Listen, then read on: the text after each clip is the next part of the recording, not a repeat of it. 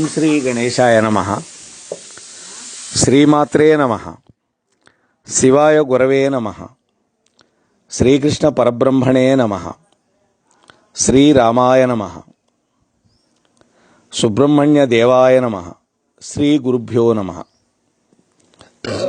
నిన్న మనం తారకాసురుడి యొక్క జన్మ వృత్తాంతం, తారకుడు 3 లోకాలని ఆక్రమించుకోవటం, అష్టదిక్పాలకులందరినీ కూడా వాళ్ళ పదవుల్లో ఉంచినా వాళ్ళు ఏ విధంగా ప్రవర్తించాలో చెప్పటం మొదలు పెడుతున్నాడు. ఇప్పుడు ఈ రోజున 2వ భాగంలో దేవతలందరినీ పిలిపించాడు తారకుడు. ముందు వాయుదేవుణ్ణి పిలిచాడు. నువ్వు తెల్లారక ముందే నా రాజ్యంలో ప్రతి ఇంటి ముందు ఉన్న గడ్డి గాదం అంతా తుడిచేయాలి. ఇది వరుణదేవుణ్ణి పిలిచాడు. నువ్వు తాగటానికి నీళ్లు ఉండడం కోసమే వర్షం పడాలి, వరదలు రాకూడదు అని ఆజ్ఞాపించాడు. యమధర్మరాజును పిలిచాడు. ఇక నుంచి నువ్వు ఎవరిని చంపనవసరం లేదు. త్రిశూలం పట్టుకొని, నీ శూలాన్ని పట్టుకొని మా ఇంటి ద్వారం దగ్గర కాపలా ఉండు అన్నాడు. అశ్విని దేవతలను పిలిచారు.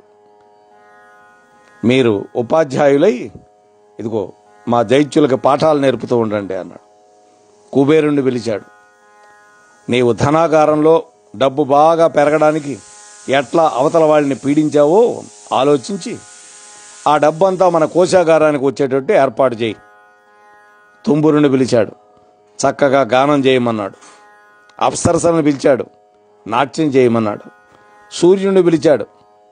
నువ్వు నా రోజు పని చూడాలి. నేను బయటికి వెళుతుంటే తక్కువ ఎండ కాయాలి. నాకు చలి పుడితే గోరువెచ్చగా ఉండాలి. నాకు చెమట పడితే నువ్వు చల్లబడాలి అని ఆజ్ఞాపించాడు. చంద్రుణ్ణి పిలిచాడు. నీవు నా మనస్సు తెలుసుకొని ప్రవర్తించాలి. నేను మంచి భోగాన్ని అనుభవిస్తున్నప్పుడు పున్నమి చంద్రుల్లా కనపడాలి. అమావాస్యతో నాకేం సంబంధం ఉండకూడదు అన్నాడు. భూదేవిని పిలిచాడు.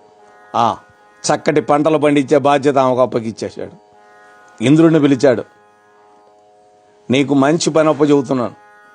నా రాజ్యంలో ఎవరికీ దాహం కలగకూడదు. ఎవరెవరు ఎక్కడెక్కడ దాహంతో ఉన్నారో వాళ్ళకి అవసరమైన దాన్ని మేఘంలా పట్టుకొని వెళ్ళి వాళ్ళ యొక్క దాహార్తిని తీరుస్తూ ఉండు.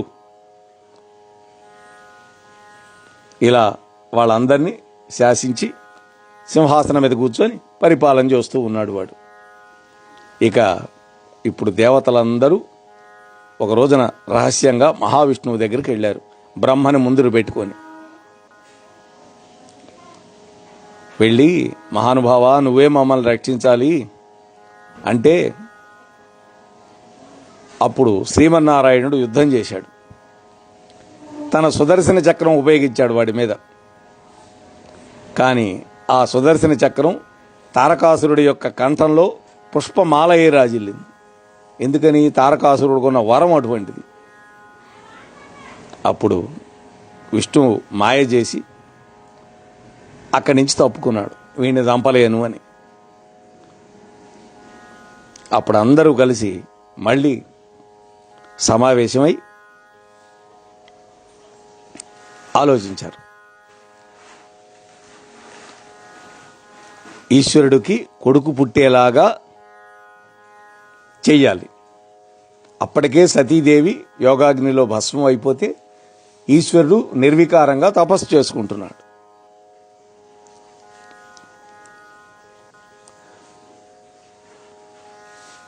కాబట్టి ఇప్పుడు వినే మనకు కూడా అర్థమైంది, కుమారస్వామి చేతిలోనే వాడికి చావుంది. అది కదా వాడు అడిగింది వరం.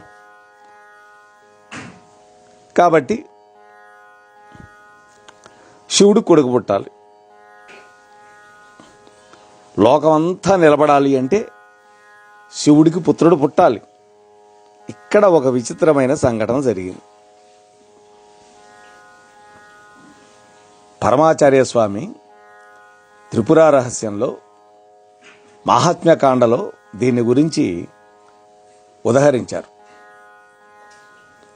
సనకసనందనాదులు అని 4 బ్రహ్మమానసపుత్రులు, బ్రహ్మజ్ఞానులు. వాళ్ళు ఎప్పుడు కూడా కౌమార దశలోనే ఉంటారు, 5 ఏళ్ళు. దిగంబరులుగా ఉంటారు, దేహభ్రాంతి లేని వాళ్ళుగా ఉంటారు. పైపెచ్చు బ్రహ్మజ్ఞానం వాళ్ళకి ఎక్కువ. వాళ్ళకి దేని మీద కోరిక ఉండదు, మమకారం ఉండదు. అహం బ్రహ్మాస్మి అనే స్థితిలో ఉంటారు. ఒక రోజున సనత్ కుమారుడు కూర్చొని ఉన్నాడు. యథాలాపంగా పైకి చూసే వాళ్ళకి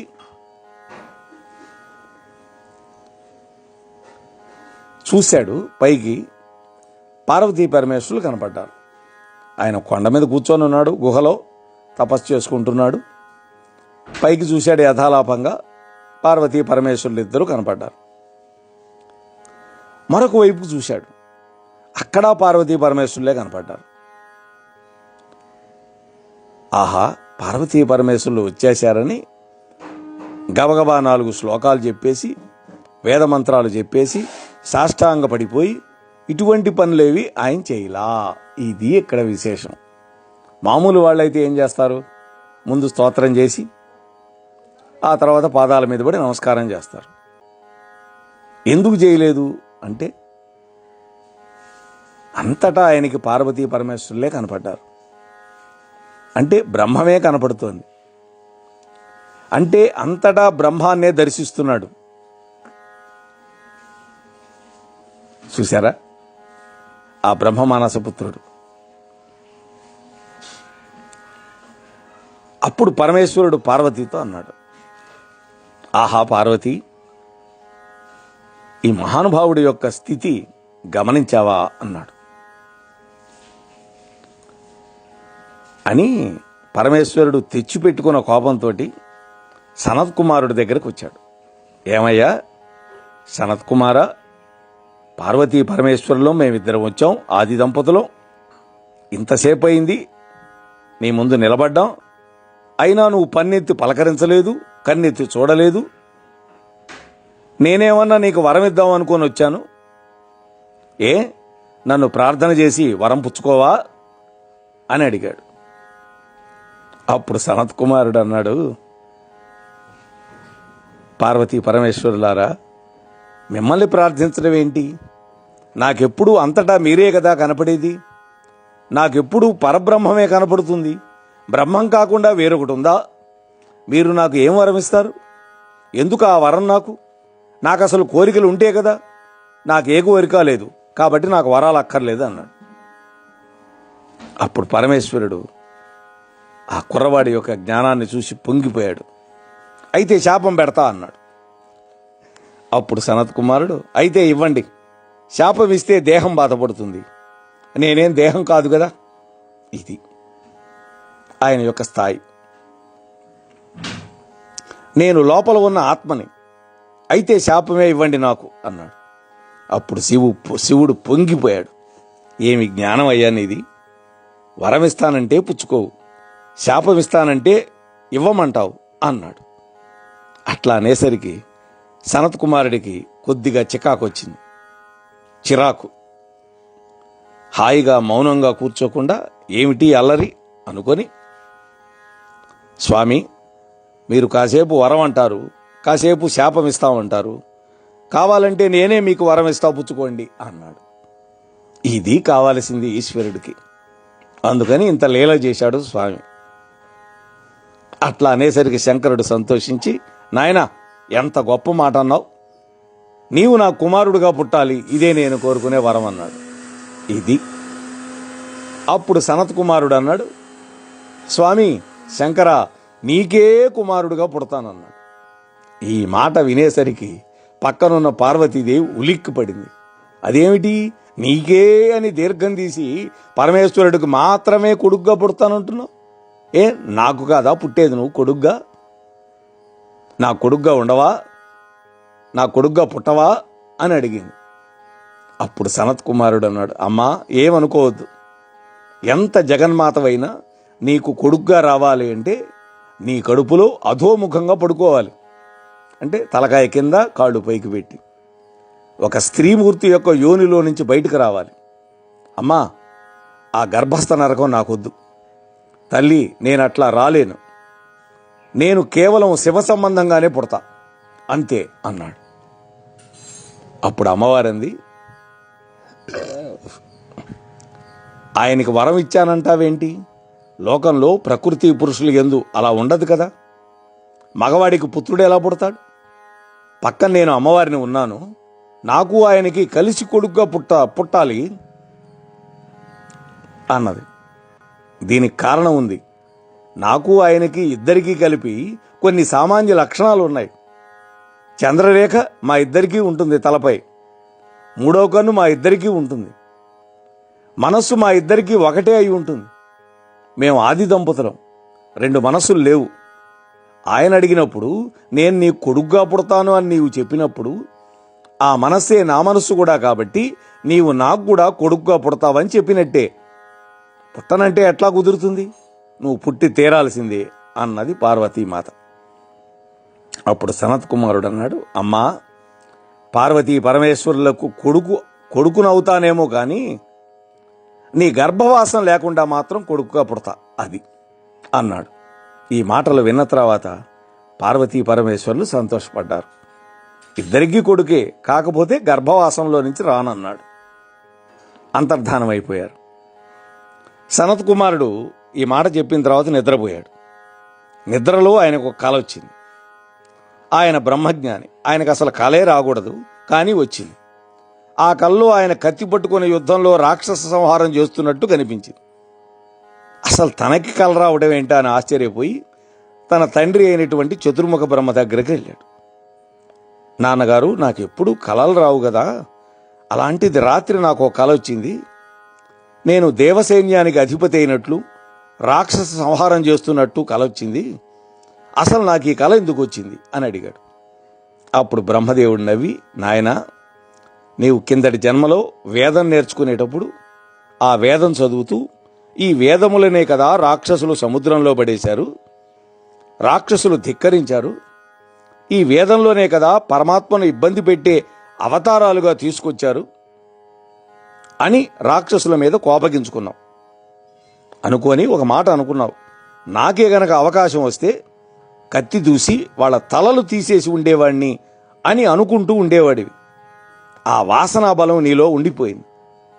ఈవేళ నీకు కల వచ్చింది కాబట్టి ఆ ఒక్క వాసన పోవడానికి నీవు దేవసైన్యానికి అధిపతిగా ఒకసారి పుట్టాల్సిందే. ఇది తెలిసి ఉన్నటువంటి మహానుభావుడు కాబట్టి శంకరుడు నిన్న నీ దగ్గరికి వచ్చి వరం పుచ్చుకున్నాడు. లేకపోతే ఆయన నిన్ను వరం అడగటం ఏంటి?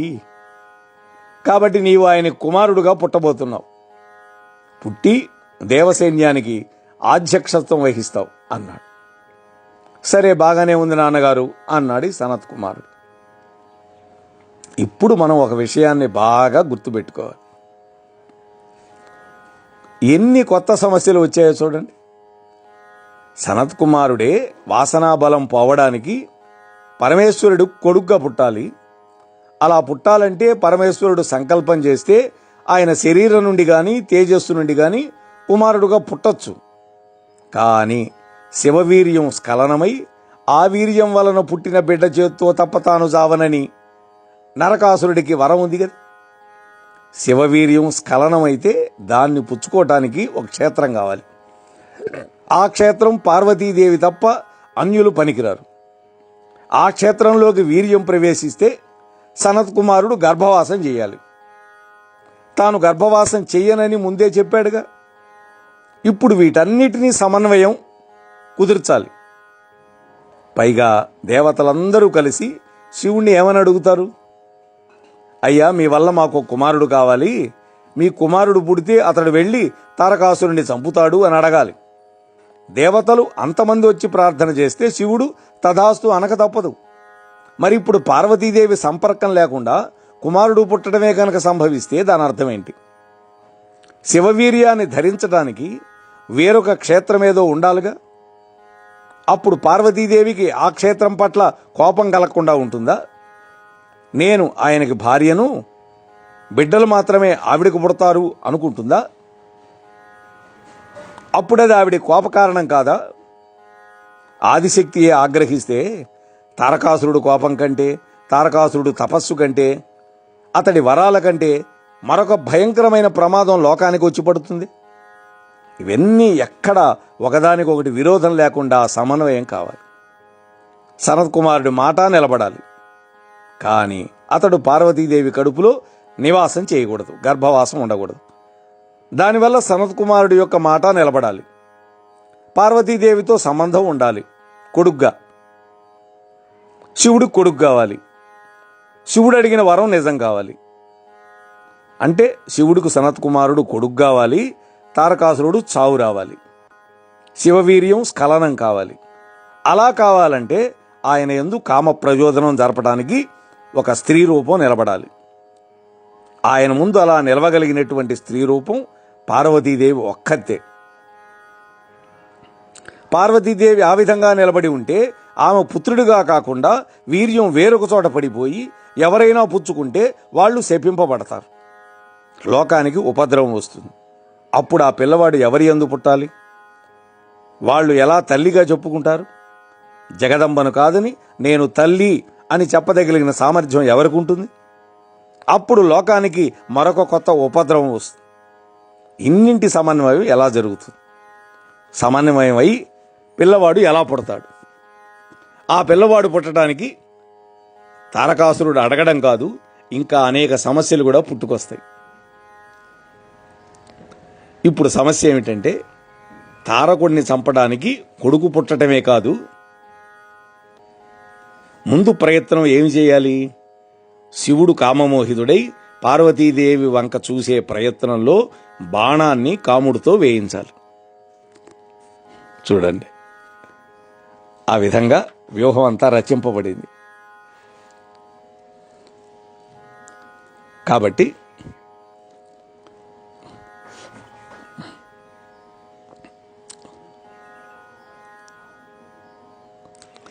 పార్వతీ పరమేశ్వరులకి పెళ్లి జరిపించారు ఎట్టకేలకి. ఆ కథ అంతా ఇక్కడ అక్కర్లేదు కాబట్టి మనం దాన్ని పరిహరించాం. మన్మథుడు వెళ్ళి ప్రయత్నం చేయటం, మన్మథ దహనం జరగడం, ఆ తర్వాత పార్వతీ మాత గొప్ప తపస్సు చేయటం, తపస్సు అనే ధనంతో పరమేశ్వరుణ్ణి కొనుక్కోవడం, ఇవన్నీ జరిగిపోయినాయి. ఇక పార్వతీ పరమేశ్వరులు ఇద్దరు ఒక గుహలోకి వెళ్ళిపోయారు.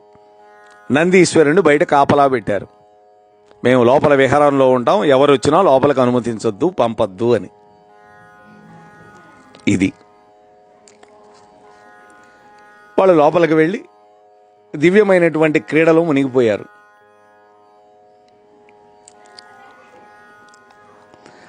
కాబట్టి పార్వతీ పరమేశ్వరులు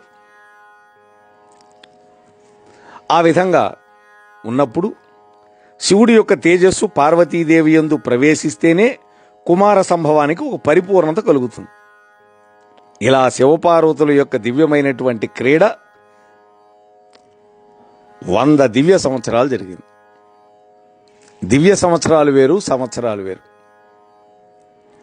మనకి ఒక సంవత్సరం అయితే దేవతలకు ఒక్కరోజు. అలాంటివి 360 గడిస్తే ఒక సంవత్సరం. అలాంటివి 100 జరగాలి. ఇది దివ్య సంవత్సరాలంటే. ఆ సమయంలో ఇక్కడ దేవతలు నానా బాధలు పడుతూనే ఉన్నారు. ఆయన అక్కడ లోపల సంతోషంగా అమ్మవారితోటి కేళీ కలాపాల్లో మునిగిపోయాడు. దీన్ని బట్టి మనకేమర్థం కావాలి? ఆయన అమ్మవారు ఆడితే ఆడతాడు, అమ్మవారు పాడితే పాడతాడు, అమ్మవారితో సంతోషంగా ఉంటాడు, అమ్మవారితో నవ్వుతాడు. కానీ ఆయన తేజస్సు మాత్రం స్ఖలనం కాదు. అంటే ఆయన కామమోహితుడు కాలేదు. 100 దివ్య సంవత్సరాలు గడిచిపోయినాయి. తారకాసురుడు దేవతలను చితకూడుతూనే ఉన్నాడు. శంకరుడికి ఎన్నో పేర్లున్నాయి. అందులో శితికంఠుడు అనేది ఒక పేరు. రుద్రాధ్యాయంలో నమో నీలగ్రీవాయ చ శితికంఠాయ చ అని ఉంది కదా. నీలగ్రీవాయ చ అంటే కంఠమునందు నల్లని మచ్చ కలిగినవాడు. నల్లని మచ్చతో పుట్టుకతో ఉన్నది అని చెప్పాలంటే ఆయనకి ఒక పుట్టుకే ఉండాలిగా. ఆయనకు పుట్టుకుందా? ఆయన ఎప్పుడు పుట్టాడో, ఎవరికి పుట్టాడో ఎవరికి తెలియదు. ఆయన పరబ్రహ్మం. అందరికంటే ముందు లోకంలో ఉంది ఆయనే. అసలు ఆయనకు పుట్టుకేమిటి? ఆయన మొట్టమొదటి నుండి నీలగ్రీవుడు కాడు. ఆయన కంఠమునందు నల్లటి మచ్చ మొదట్లో లేదు. ఆయన కంఠం తెల్లగా ఉంది, శంఖంలాగా. అంటే హాలాహల భక్షణం వల్ల ఆయన మెడకి ఆ విధంగా వచ్చింది మచ్చ. అసలు మచ్చే అవసరం లేనివాడు, మచ్చ రావలసిన అవసరం లేనివాడు, అంతటి తెల్లవాడు ఆయన. శుద్ధ స్ఫటిక సంకాశుడు. తన తెల్లటి కంఠం మీద నల్లటి మచ్చ తెచ్చుకున్నాడు. ఎందుకని? లోకం కోసం హాలాహలాన్ని తాగి ఆ మచ్చ తెచ్చుకున్నాడు. లోకం కోసం హాలాహలాన్ని త్రాగగలిగినటువంటి వాడు ఇప్పుడు లోకం కోసం కుమారుణ్ణి కూడా ఇస్తాడు. లోకంలో ఉన్న వాళ్ళ మర్యాద నిలబెడతాడు.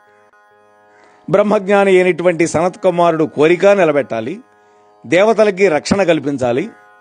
తారకాసురుడు కోరినప్పుడు చతుర్ముఖ తథాస్తు అన్నాడుగా, చతుర్ముఖ బ్రహ్మ తథాస్తు అన్నాడు. కాబట్టి తన తేజస్సులో నుంచే కుమారుడు పుట్టి తారకాసురుడిని సంహరించగలిగిన మహావీరుడైనటువంటి ఒక కుమారుణ్ణి కనాలి పరమేశ్వరుడు. కానీ ఆ తేజస్సు పార్వతీదేవిలో ప్రవేశించకుండా ఉండాలి. ఎందుకని? శివుడితో చెప్పాడు కదా సనత్ కుమారుడు, నీకు మాత్రమే కొడుకుగా ఉంటానని. పార్వతీదేవి సంబంధం ఉండకూడదు, అంటే ఆమె గర్భంలో ఉండకూడదు.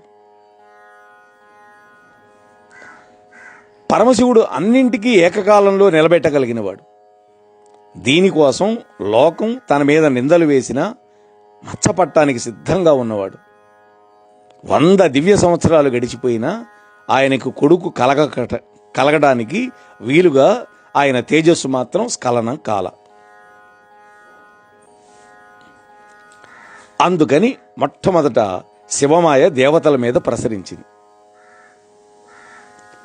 అసలు కుమార సంభవం జరిగితే మొట్టమొదటి ప్రయోజనం ఎవరు పొందేది? దేవతలు. వాళ్ళు ప్రస్తుతం తారకాసురుడి దగ్గర ఊడిగాలు చేస్తున్నారు. కాబట్టి కుమార సంభవానికి దేవతలు తొందరపడాలి. ఇప్పుడు దేవతలు శివమాయా మోహితులయ్యారు. అట్లా అయితే తప్ప కథ నడవదు. వాళ్ళు మాయామోహితులై అక్కరలేని విషయం ఒకదాన్ని మాట్లాడటం మొదలుపెట్టారు. అది తప్పు చర్చ. బ్రహ్మదేవుడి యొక్క సభలో అక్కర్లేని ఒక చర్చను మొదలుపెట్టారు. చతుర్ముఖ బ్రహ్మ కూడా శివమాయా మోహితుడైపోయాడు. ఇప్పుడు బ్రహ్మదేవుడి సమక్షంలో వీళ్ళందరూ మాట్లాడుకుంటున్నారు. చమత్కారం ఏంటంటే ఇందులో విష్ణువు కలవడ్డం. ఎందుకంటే నారాయణి అయి అక్కడే ఉన్నాడు నారాయణుడు. పార్వతీదేవి వేరు, నారాయణుడు వేరు కాదు. నారాయణే నారాయణుడు. బ్రహ్మ మాత్రం ఒక ఆలోచన చేశాడు.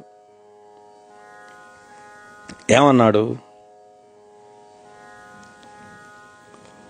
అమ్మవారు జగదంబ కదా, అయ్యవారి తేజస్సే కదిలితే అది జగదంబతో కలిస్తే ఆవిర్భవించబోయే ప్రాణి మహా గొప్ప తేజోమూర్తి అవుతుంది. అటువంటి తేజోమూర్తి ఈ భూమి మీద గనక నడిస్తే ప్రజలు తట్టుకోగలరా? అందుకని ఇప్పుడు శివ తేజస్సు అమ్మ వైపు కదలకూడదు ఇది అన్నాడు. శివపార్వతులు క్రీడిస్తే కొడుకు పుట్టాలని మొదట ఏడ్చిన వాళ్ళు వీళ్లే, దేవతలే. వీళ్ళకి ఈవేళ మాయ కమ్మింది. అక్కర్లేని విషయం నెత్తి మీద వేసుకున్నారు. ఇది మహాపాపం. పెళ్ళైపోయిన వాళ్ళకి పిల్లలు పుట్టకుండా ఉండాలని ఆలోచన చేసే వాళ్ళని వెళ్ళి అడగమంటే చాలా అసహ్యకరమైన విషయం కదా ఇది.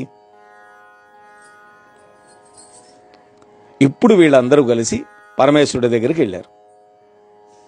వాళ్ళు కామక్రీడలో ఉన్నారు. వీళ్ళు పోయి ఏడిచారు అక్కడ. ఆ రోదన ధ్వని విని, ఆర్తనాదాలు విని దర్శనం ఇవ్వడానికి బయటకు వచ్చాడు శివుడు. అసలు పరమశివుడు కామం ఏంటయ్యా? ఆయన ఏది చేసినా ఒక క్రీడగా లోకం కోసం చేస్తాడు, లోక కళ్యాణం కోసం. ఇందులోని రహస్యం ఆయనకి తెలుసు, అమ్మకి తెలుసు అని మనం అనుకోవాలి. అమ్మవారికి తెలియకుండా అయ్యవారికే మాత్రమే తెలుసు అనుకుంటే అంతకంటే పెద్ద దోషం లేదు.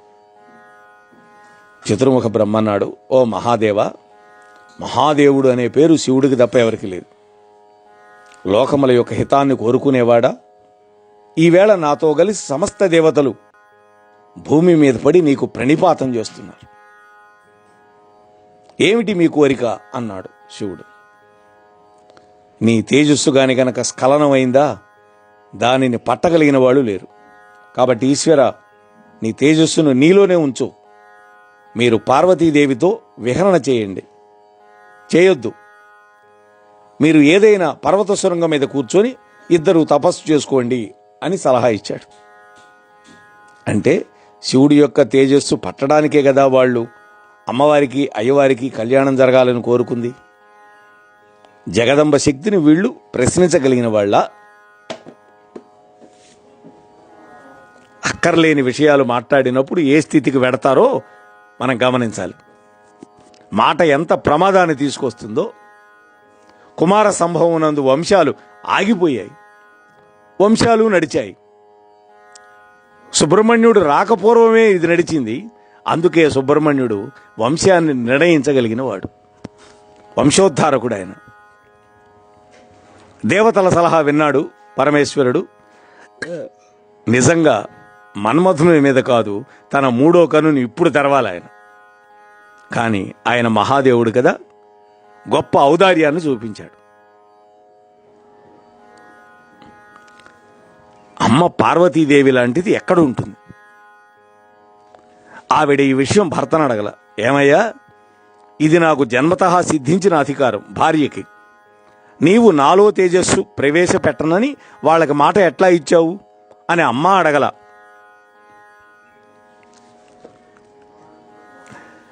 భర్తను ఆ విధంగా అనుగమించి ఆయన మనశ్శాంతికి కారకురాలు కావాలని, సుఖస్థానం కావాలని స్త్రీలందరూ కూడా గౌరీ తపస్సు చేస్తారు పెళ్లికి ముందు.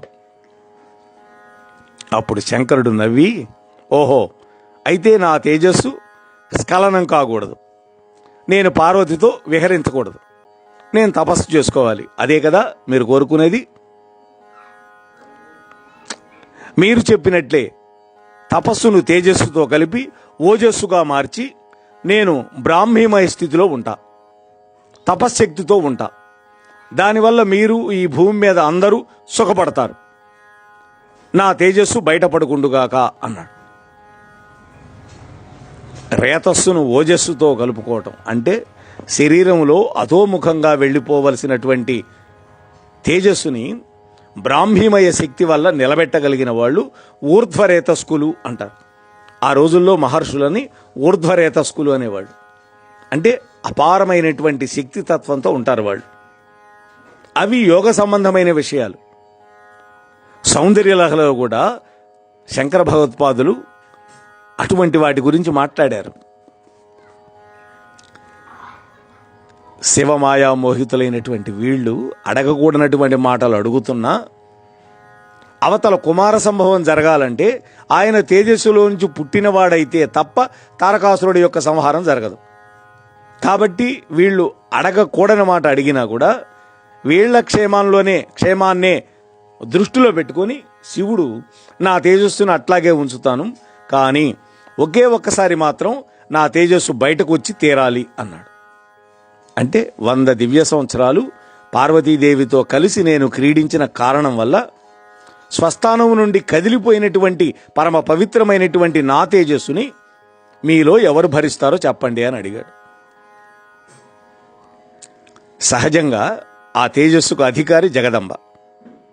వాళ్ళన్నారు, అయ్యా ఇది అమ్మవారి అధికారం కదా అని చెప్పాలి. కానీ ఇప్పుడు వాళ్ళ దృష్టిలో జగదంబ కంటే భూమి గొప్పదైంది.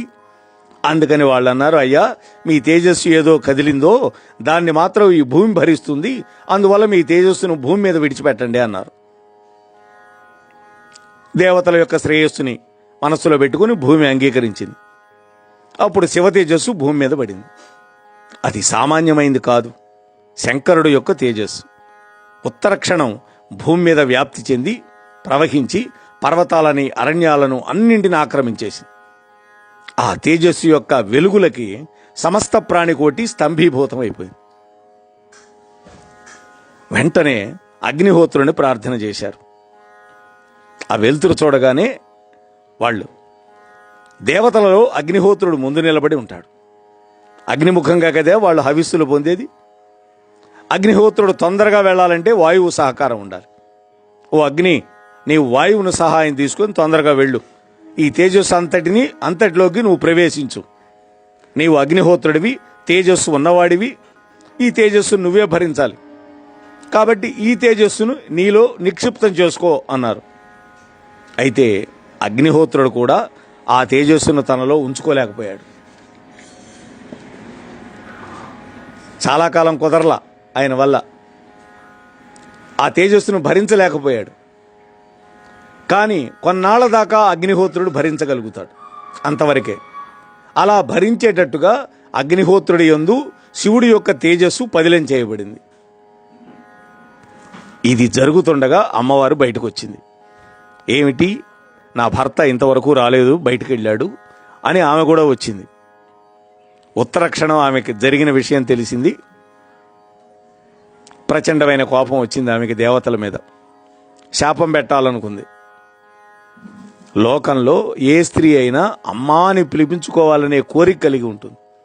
ఇంతవరకు మన ఛానల్కి ఎవరైనా సబ్స్క్రైబ్ చేసుకోకపోతే ఇప్పుడే ఈ క్షణమే సబ్స్క్రైబ్ చేసుకుని ఆ పక్క నుండి బెల్ బటన్ మ్రోగించి మమ్మల్ని ప్రోత్సహిస్తారని మనస్ఫూర్తిగా కోరుకుంటూ ధన్యవాదాలు.